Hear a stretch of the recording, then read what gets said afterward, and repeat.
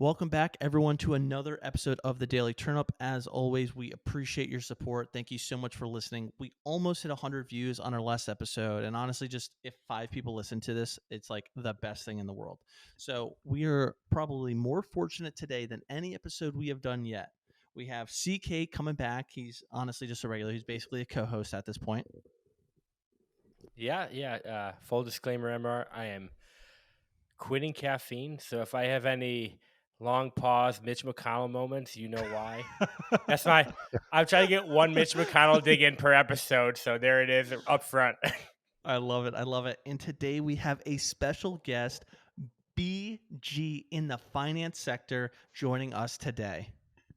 Hey, MR, how you doing, CK? Thanks for having me. Great to be here. Great to be part of the program. Oh, we are so excited to have you today. So, Turnips, here's the thing. There's about a million things going on in this country. If you just go to CNN, Fox, AP, Reuters, wherever you get your news, the Daily Turnup, there are too many headlines to cover. Whether we want to go back to whatever Trump and Putin are doing, and you have Zelensky trying to get this mineral deal now, or you have the Prime Minister of the UK over the United States, and we just had the French President Macron there the other day at the White House. There's so many things going on that it's really, really hard to keep track. But as CK and I were kind of planning out this episode, and one reason why we brought on BG is what I think at least a top three issue in our country is our national debt. When you look at empires that have fallen, whether it's the Roman, it's the Soviets, it's because there was too much debt. Granted, there's a lot of other issues, but debt can absolutely destroy countries. And I believe our national debt is at 34, 36 trillion. It is so freaking high and it's almost impossible for us to pay it off, even if that was the only thing we cared about. So I think we're really going to start off this episode talking about debt, what it means for our country, how we can do better, or how maybe we're just so screwed that money doesn't actually matter and you can just go into a computer, just backspace a few times and just press zero and it's all gone. I don't know. Is money real or not? Let's get crazy. So, BG, I want you to open up. You are in the financial sector, you live and breathe this. Hey, take it away, man. Hey, thanks again, MR. Really excited to talk with you guys about this process. So, national debt currently at $36.5 trillion as of today. It's still through the roof, and I'll let CK talk through what's going on in terms of the political climate behind the scenes, but just very broad strokes with respect to debt. If we have significant problems in the future, which you could argue we already have given how high our debt ceiling currently is, in the future, you have potential problems with interest payments and budget strain collectively for the nation. You start crowding out private investment based on how much money we're spending as a government entity.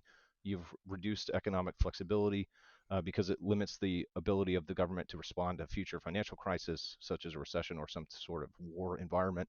And then you also risk inflation and devaluation of your currency, right? Just given how we are a global political um, economic world today, right? How everything is connected. Further, for the United States, we have a very high dependence on foreign creditors.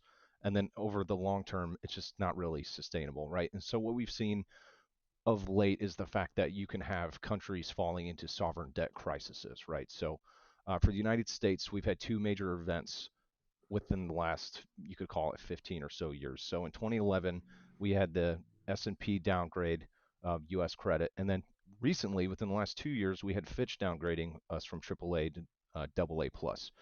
Now, it doesn't sound very significant, right? But over time, that could have significant ramifications, right? You have immediate financial consequences. Every time there's a credit downgrade, you have rising interest rate problems, potential market crash considerations. With respect to economic certainty, you have recessionary and depressionary environment considerations. There's a potential credit crunch involved in that can also potentially spiral bank failures. And then you also have job loss and unemployment spikes that you'd have to kind of balance, especially given the nature of the Federal Reserve. And then globally, you have global financial instability, dollar depreciation, and the loss of reserve currency statuses that can also happen, right? And so behind the scenes, you have the government trying to figure out how they're going to respond, right? Do we print more money and then we potentially have additional inflation, right? Which is kind of what we're Yep, seeing right now. exactly. Do you actually implement the drastic spending cuts and austerity measures? And what does that actually look like behind the scenes, right? Because in the United States, it's not favored to really consider cuts to Medicaid, Medicare, or even defense spending, frankly. And then how do you actually go about, and this is a bigger component of it, doing some sort of debt restructuring or renegotiations as the United States, given how we exist today. So Before I hand it, just sorry to interrupt you, but who do we yeah, all own all this debt to, right? So every country is in debt to some everybody, point. Okay. everybody. So and I every have a country has chart debt as right well. here. All right, go for it, CK. So 48% of our debt, U.S. individuals and institutions. 12% is Federal Reserve. I think that's stocks and bonds. We sell bonds to get money to lower the money in circulation. Correct. U.S. Social Security Trust Fund, 7%. U.S. Military Retirement Fund, 4.5% of our debt. U.S. Civil Service Retirement Fund, 3%. And then the rest is foreign countries. So 3% to Japan, 2.8% to China, 3% to Belgium, Ireland, and Luxembourg, 2% to the UK, and then 12.9% to all other nations. So it looks like about 25% to foreign entities. Really, that is interesting. For some reason, I thought it was a lot more. For whatever reason, I thought we were like 20 trillion in the hole to China. So honestly, that's a lot better than I thought going into this. No, so our Another in our aggregate interest expense is about $1 trillion, which is still kind of unreasonably high. And the thing that's significant about that is it's not really a function of the debt circumstance necessarily. It's more a function of the fact that it's impacted our credit rating, which is significant yes, because the other 10 nations in the world have maintained their AAA ratings, right? Countries like Australia, Canada, Denmark, Germany, Luxembourg, the Netherlands, I could go on and on, right? But any other nation that is a significant manufacturer and operational capacity for the entire global economy is still maintaining their AAA rating. We're not, right? Because we're Interesting. expected to maintain a low debt to GDP ratio. We're supposed to have a stable political system, right?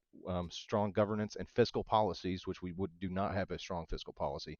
And then you're supposed to have a diverse and high income economic generation utility, right?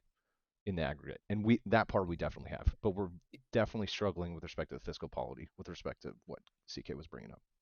and exactly what you're saying too.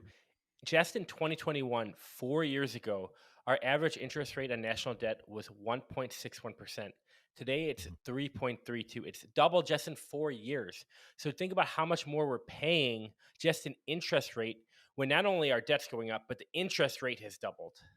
Can we get Absolutely. to a point where we literally cannot pay off our debt because the interest is so great? Is that something that's on That's the table? that's certainly viable, right? Look at what happened during the global financial crisis, right? You had countries defaulting on their debt, It, right? it is. So what do? You print money and then what? Inflation, like Zimbabwe, that's what they did, Right. right? They Right. It printed just money skyrockets. and inflation. Skyrockets. Yeah, So that's hyperinflation. what happens when you can't pay hyperinflation. And so what is the probability of the United States getting there, right? So I'm a big believer, like I was saying, like, hey, debt is incredibly important, but there's also a part of me that's saying, hey, at the end of the day, we have the top companies in the entire world. We manufacture some of the most important things in the entire world. We have the biggest military. At some point, all of these assets we have outweighs what's on a spreadsheet to some number that we owe whatever country. That I mean, it's a fair assessment. I don't think that there's But until we reach a consideration where people start to move away from the US dollar as a world's reserve currency, which has kind of started, right? yes, As On of so many late. different levels, Yeah. definitely. We will potentially see problems in the future with respect to that. yeah, Okay, and I don't think it matters about like, well, we don't have to pay or whatever. We're seeing inflation, like we've seen it in the last 10 years. We've seen inflation get out of hand. That's what's happening. That's what's occurring. And the cost of living goes up and people can't afford, the same things they could afford 10 years ago. So true. I don't think we have a say in like, can we just say we're not going to pay and then no ramifications? No, the inflation is going to happen. That's the invisible hand of the economy. It will take Mm, its effect. no, that's And very, it's very not interesting. an on and off switch either. It happens incrementally and it just gets worse and worse and worse. No, that's Absolutely. fair. That's fair. Yeah. When we look at inflation, there's a lot of different reasons you can, point to. Hey, why do things cost so much money right now? And you can blame COVID. And there's a lot of different financial policies that got to this point. So, being the United States, and we wanted to be like, hey, we want to take this national debt seriously. What are the next steps, right? If I can remember right, CK, I'm about to turn it over to you. If I can remember right, Bill Clinton was the last president that had a that didn't go over the budget, right? He had a A net surplus, deficit. yeah. Thank you. Exactly. So he was the last president that was financially responsible. And then whether you want to blame Bush in the wars, you want to blame Obama, who was still in the wars, Trump was still in Afghanistan too, and we can take fair shares as Biden. Mhm. It's on both the Republican and the Democratic side. So I don't feel that this is as much as a political issue of hating Republicans or hating Democrats. This is just a hey, we have not been financially responsible. So CK, where do we stand of making the right decisions from a budget standpoint that has to get through Congress, the Senate, and everybody? If you can take Yeah, it from there. the right decision was to be made about 48 hours ago, and it wasn't made. So, right, we have Yeah. the GOP has the Senate, they have the House, they have the executive branch, and yet they pass a budget 217 to 215. All but one Republicans vote for it to add 4 trillion to the debt ceiling. Mhm. Um, it increased Wait, whoa, defense whoa, whoa! spending. Sorry, not to interrupt you. You're saying that this budget we just passed, where this current administration is working with Doge to cut government spending to try and get better, is adding 4 trillion to the bottom line? Now, adding is right. It's cutting taxes, and that's a big part of why it's adding to the debt ceiling. And it's 4 trillion over the next 10 years, so it's not 4 trillion in a year or anything like that. But it's still adding, right? It's more debt than we will have. Now, their argument is that with cuts and an increasing GDP, the GDP will increase. The money coming in will increase the money coming out over the next like 5 years. But as Thomas Massey, the only Republican who voted against it, said, we keep saying that. We've said that the last. He said he's been in for 12 years and he's heard that same song and tune 4 times. It has never worked. Jeez. Yep. So Jeez. if you ask me, I don't have like an economic background, but if you ask me what the problem is, right, I'll quote Milton Friedman. I think he hits it on the head. It's kind of a long quote, but if you allow, I'll read it. He Go says, if for you it. listen to people in Washington and talk, they will tell you that inflation is produced by greedy businessmen, or it's produced by grasping union, or it's produced by spendthrift consumers, or maybe it's those terrible Arab sheiks who are producing it. Now, of course, businessmen are greedy. Who of us isn't? Trade unions are grasping. Who of us isn't? And there's no doubt that the consumer is a spendthrift. At least every man knows that about his wife. But none of them produce inflation for the very simple reason that neither the businessman, nor the trade union, nor the housewife has a printing press in their basement in which they can Mhm. turn out those green pieces of paper we call money. Yep. Damn, Monetary and that's fiscal fire. policy. Federal Reserve and Congress. There you go. I don't know. Should Jerome Powell get the boot? Has he been in the position too long? Is he part of the problem here? Well, Trump's been trying for that, and the question is, can he? Because they're supposed to be completely separate. But Brendan brought up another good point about it getting out of hand. When does it get out of hand? When does it spiral? And I would argue that the spiraling started 2013 when so debt to GDP ratio is another thing that looks at like how much of it's spiraling. Certainly.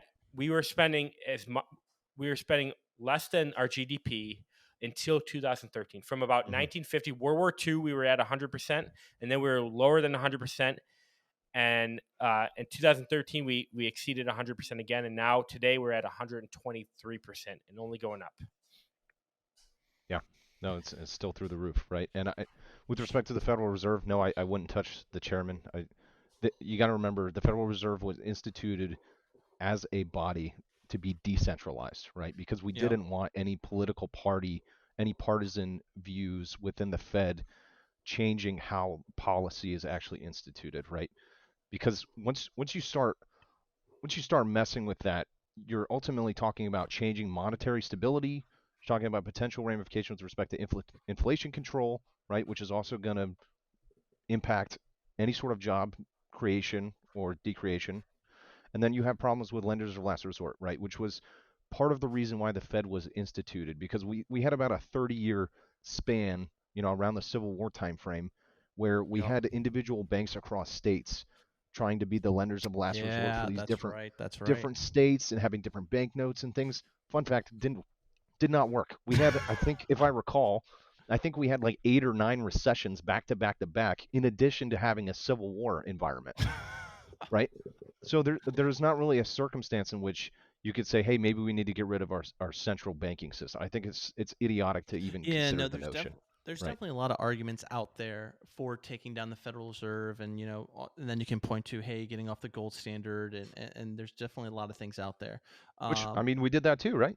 So because we found out if you're pegged to a specific gold and you potentially lose your reserve, which is exactly what happened during the Nixon shock, right? yep, You yep, there's potential that you run out of your reserve. yeah, that's true. That is Yeah. so true. The argument for though is that you can't just keep printing, and that's what the problem I has agree. been. And Yes, I think there's a simple, like, I mean, it's not simple obviously, but the solution has to be stop spending more than we have, get hmm into a surplus, and then lower your monetary supply. And that's how you tackle debt, and that's how you tackle inflation. Everything else, every other policy that policymakers bring up is just government trying to fix a problem by creating another problem, like a dog chasing its tail. Ooh, I certainly, like that a lot. I like that a lot. certainly. All right, I want to leave on that note, CK, because I think you did a great job wrapping that up with the next way forward. And looking at the time here, I want to pivot. So earlier today, they released the first or part one of the Epstein files. Now, and the manner in which they did that has raised a lot of alarms from both sides, in the sense where it's like, hey, we're not just releasing this to the public, we're not dropping it on the internet, we're not giving it to news sources, we're giving it to specific conservative talk shows or individuals, and they're going to look at it first. And I'm sure, because I haven't seen anything pop up what's in those files yet, there's a timeline when they can start pushing out information. So CK, I know you've been following this very, very closely, so kind of walk us through what's going on with these Epstein files, why in this manner, how much do we want to blame Trump, and at the same time, hey, Biden didn't do anything about it, so at least Trump's doing something, I guess. But take it away from here. I blame Trump 100%. And All right, full send. Let's hear it. I blame him as much as I blame. I mean, who I really blame is Pam Bondi. I think she really was awful on this. I blame Trump because, I mean, she works for him, right? Everything Sure. has to fall in the blame of the president. Okay. Yep. But the problem was, right, this was a campaign promise. Cash said day one. Pam Bondi said day one. Trump said day one. Everyone said day one. Now, people exaggerate. That's fine. That wasn't like the end all be all. But then even like last week, Pam Bondi said, it's on my desk. And then not only that, last night, she was on Jesse Waters on Fox and said, what you're going to see hopefully tomorrow is a lot of flight logs, a lot of names, a lot of information. And she said, it's pretty sick what the man did along with his co-defendant. So like she had something, like she had a smoking gun. You had Trump's lawyer, Alina Habba. She said, I just spoke to Cash and Bondi and I've seen the files. This is incredible. Cases are going to come from this. Arrests are going to come from this. So like they were touting it like they have something substantial. Yep. Yep. And then they wrapped together a bunch of conservative influencers today with binders, do a photo shoot with them laughing and hugging and smiling, saying, we have it here. They finally released it. All of it, every single bit of it is stuff that's already been released from 2015, 2017. Everyone's disappointed. Everyone's like, what's going on? They said, oh, well, they tried to blame the FBI office in New York. They said they didn't hand over about 1,000 pages of Files. documents and materials. Yeah. But you know what? Like, you could have said that before you said, I have it. Like you said, it's in my hand. I have it. Whoa. So they've already, everything that they were touting earlier today is already out in the public. There's absolutely no new information? No new information. You're kidding. Dude, I'm in shock circus. Right now. It was disgusting. What a... Oh my gosh, how is that even possible? How do you not lose all credibility? Is this not the biggest argument against Trump, right? I mean, CK, we've talked positively about Trump during the time we've done this the podcast. Yeah, not today. We're talking debt and Epstein. You're not going to hear one good thing from me. Yeah, no, this is not Trump's day on this podcast. But we always question his tactics and how he does things. Like, hey, he's out here playing chess when everyone's playing checkers. He's demanding the world, but really he just wants something in the middle, and this is his tactic to get it. So he's just playing the media like a fine-tuned violin. That's all fine and good, but you can't go on the day before and say, I have it, it's damning. And then the day of have post pictures of the folders, I have it, it's damning. And on top of that, like if you just think about like things I could attack the Trump campaign on, this is like what he did. He was a pedophile and he had a ring of pedophilia where he sold it to like why are we laughing and smiling about this atrocious like act that like have some common sense, have some self-awareness, you know? Oh, that Mhm. is 100% lagging here. Yeah, I mean, again, the presentation is just awful, but dude, I can't believe there's not a single name that they're releasing. I mean, I understand why, right? It's supposed to be all these. I mean, there's rumors that he would be on the list and Bill Clinton would be on this list and a bunch of other incredibly famous individuals that, they wouldn't want it to get out because they're going to go to jail or it's going to ruin the credibility of America and so on. But nothing? Dude, that is, If Yeah. if you're not that's criminal in itself. but if you're not conspiratorial and you just said there's nothing else to have, like we already got flight logs from Biden, right? You Mhm. can say that there was nothing to add, but they could have said that over and over and over. They had so many opportunities where they were asked, and they could have said, "You're going to get them," but there's not a lot of information to give at this time. That's all you had to say. Like, Yeah, this Yeah. is. I'm in shock. BG, you got anything on this one? Honestly, like I I can't I believe it. went back to their yeah. I mean, I agree with CK on this one. I was really expecting, and I was texting you about this MR earlier. I was really trying to figure out what's it gonna look like behind the scenes to Yeah, dude, see you're getting me hyped when the what's posts started coming actually out. You're occurring. getting me Yeah, hyped as heck. yeah, yeah. Because I was like, oh man, okay, this is gonna be interesting to see It's gonna what be has spicy. transpired behind the scenes. What does Pam actually have access to that Cash, potentially had. But going back to their specific press release, specifically to what CK said, it's it's just BS is what it looks like right behind the scenes. FBI entering a new era defined by integrity, accountability, unwavering blah blah blah blah blah. If there are gaps, we will find them. Records have been hidden, we won't cover them. We'll bring everything we find to the DOJ. Will be fully assessed and transparently disseminated to the American people as it should be. That didn't happen today, right? To CK's point. So at what point are we actually going to do that? And then if there were files that were hidden, who are we going after then, right? Who's hiding these files? Is anyone even hiding files, or are you just stringing us along? And what's the part of the chess match that we're not even looking at that this is tied to, right? Where is this Shit, going? man.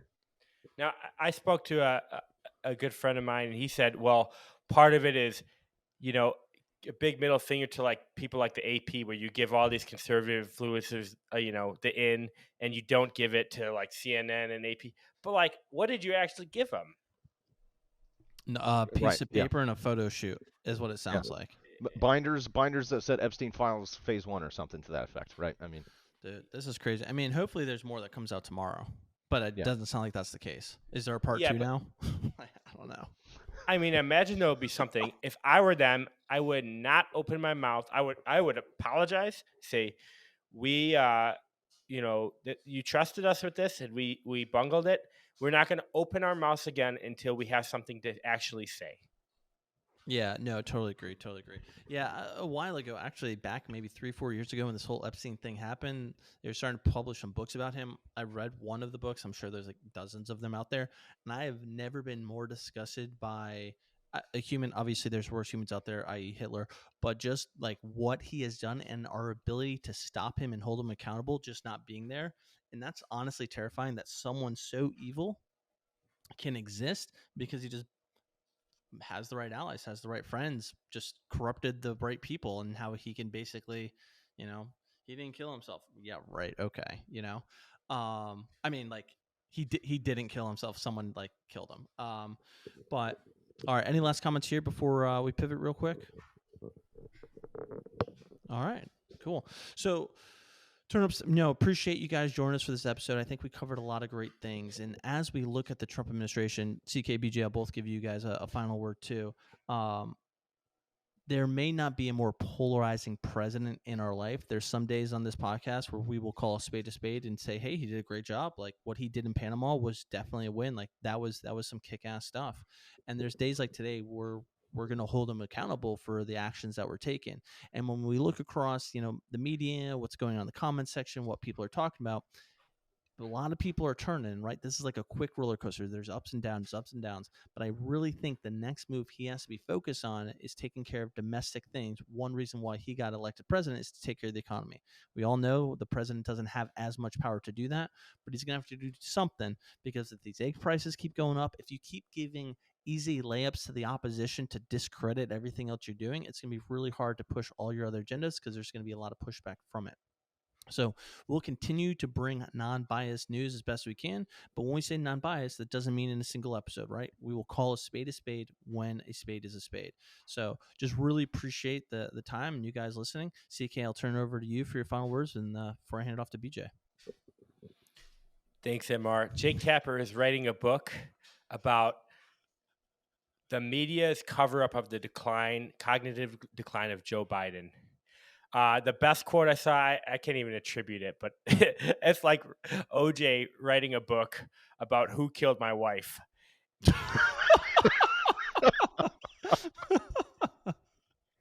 So listen to the turn-ups, because you're not going to get that nonsense from the. We're not the legacy media. Oh my gosh, I love it, CK. I love it. All right, BG. Thanks Final again, thoughts. MR. Thanks again, CK. Really appreciated your guys' perspective, especially with respect to the Epstein files. Final comments. So obviously, yes, debt is still a problem. Interesting things with respect to economic uncertainty that's impacting markets right now in everyone's 401ks if you're interested in your retirement funds. Trump's tariff onslaught, right? We're not certain what that's going to look like with respect to certainty for market considerations and future environment. And then you also have Doge continuing to clash with the federal workforce. So just keep those in the back of your mind as it's going to change spending. Maybe it does, maybe it doesn't. Ramifications with respect to that, and then we'll see. We'll see what happens with these files. Right. Low Well, confidence. well, BG, we appreciate you so much coming on. Hopefully, you want to join us for another episode. And CK, as always, appreciate you. And turn-ups, if you enjoyed this episode, please hit that like button. Please subscribe. Please tell everyone you know. Help us grow. We would love to consistently get over 100 views. And for those that have been listening for our last 5-6 episodes, we thank you so much for continuing to allow us to be a part of your week. I hope you all have a wonderful rest of your day.